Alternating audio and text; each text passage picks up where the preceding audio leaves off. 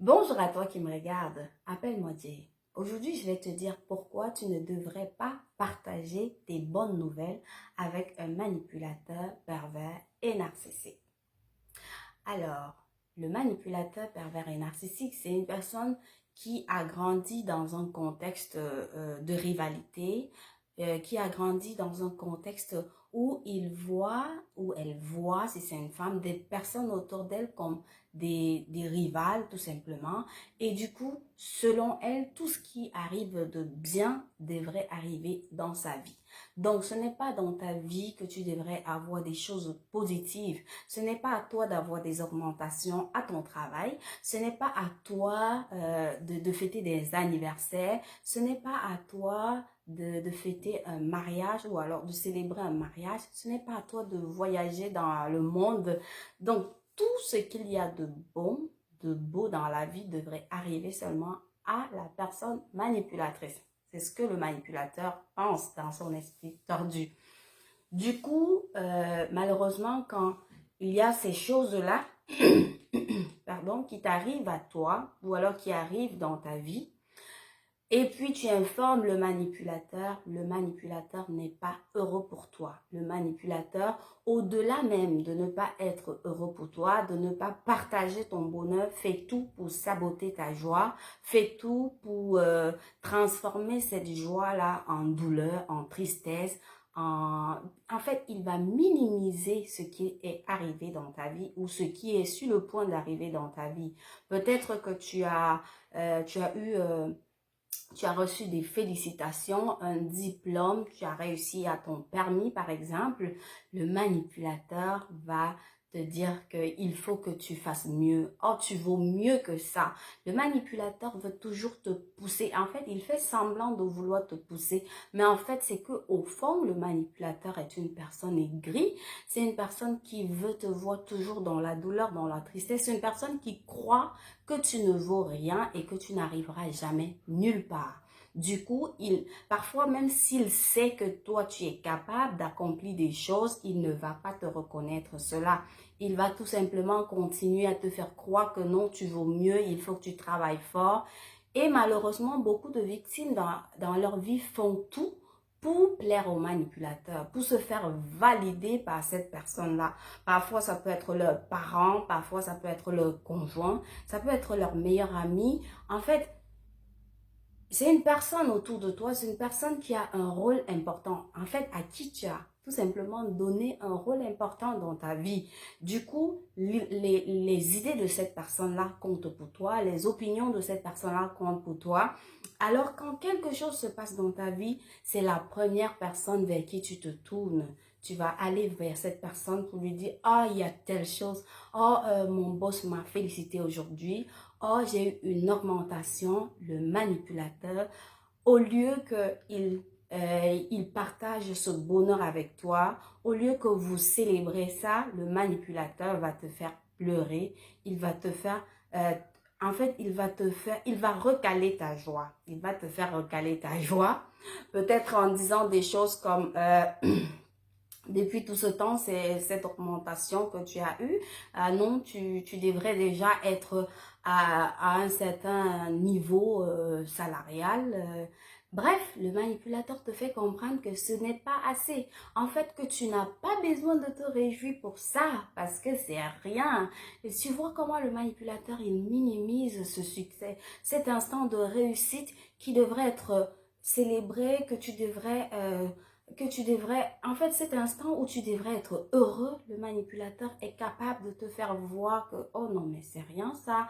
Du coup, malheureusement, beaucoup de victimes abandonnent, beaucoup de victimes font tout pour continuer à plaire au manipulateur, pour que le manipulateur leur dise, ah, parfait, génial.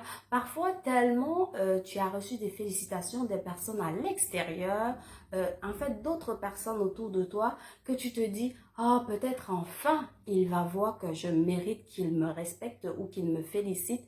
Mais une fois arrivé dans la maison, si c'est ton conjoint, il va te dire, ah, ben, c'est pour ça que tu m'appelles, c'est de ça dont tu voulais me parler. En fait, il va te montrer que ça ne vaut rien. En fait, il faut pas l'embêter pour des petits détails comme ça. Pourtant, c'est quelque chose qui pour toi est important. Alors, comment faire pour éviter de souffrir dans un moment où tu devrais être heureuse? Comment faire pour éviter que ta fête, une fête qui est en ton honneur, te rende triste? Comment faire pour que le jour de ton anniversaire, au lieu de sourire sur les photos, tu sois en train de pleurer? Comment faire pour que le jour de ton mariage, qui est le plus beau jour de ta vie, au lieu d'être heureuse parce que ça vient de ton cœur, tu sois plutôt en train de... comment faire pour éviter d'être plutôt en train de pleurer, en train d'avoir le maquillage qui coule le jour de ton mariage? Comment faire pour profiter de ces bonnes choses qui arrivent dans ta vie en présence d'un manipulateur pervers et narcissique?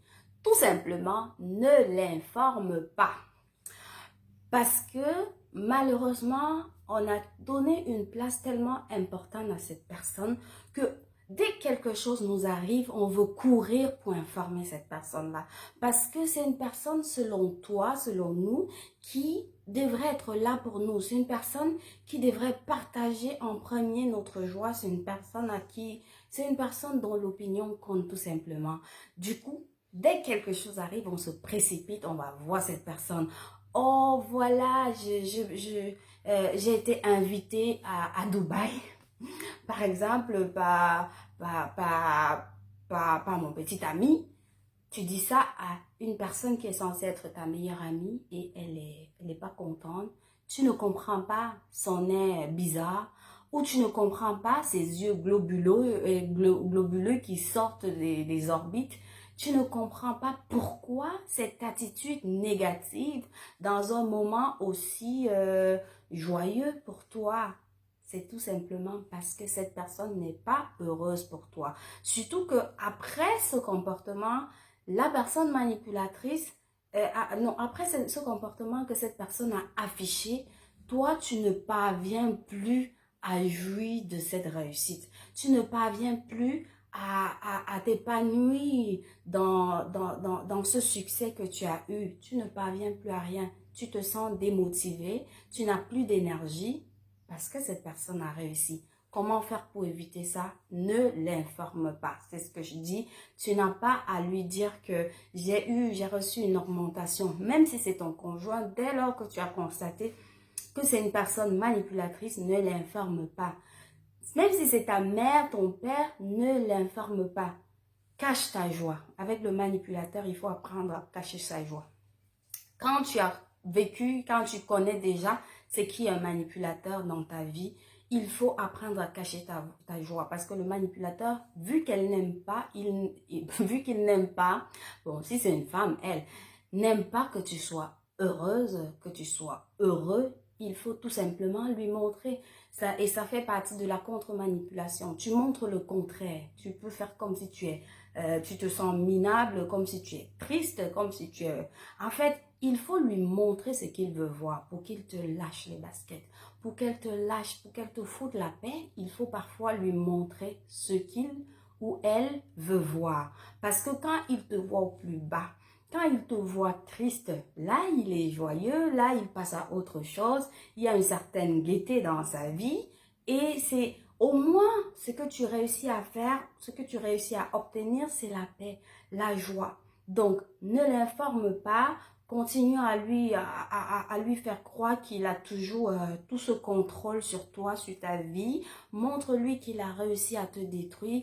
Fais semblant. Là, de faire semblant, quand tu es dans la contre-manipulation, tu es obligé de le faire. C'est pour ça que je dis toujours, c'est vrai qu'on ne réussit jamais contre le manipulateur pervers et narcissique, mais si tu veux quand même essayer d'avoir une certaine paix, il faut vraiment apprendre c'est quoi la contre-manipulation.